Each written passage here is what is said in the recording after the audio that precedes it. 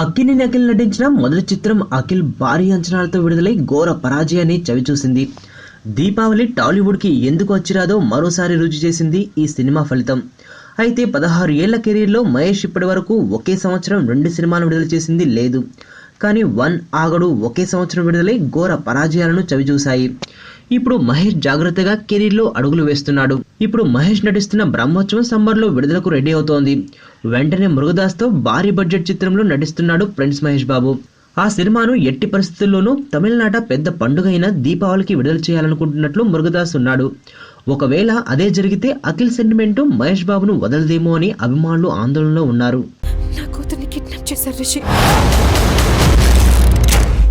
నా కూతుర్ని వెతికి పెట్టగలవా? ఎవరినో పెళ్లి చేసుకొని వెళ్ళిపోయింది. ఇప్పుడు వాళ్ళ కూతురు కిడ్నాప్ అయితే నీకేంట్రా? 2 months బ్యాక్ ఒక చిన్నపిల్ల కిడ్నాప్ అయిందండి. కిడ్నాపా? ఎప్పుడండి? మీరెవరు? నువ్వెవరు? ఎవరు మీరు? ఎక్కడో అమెరికా నుంచి వచ్చి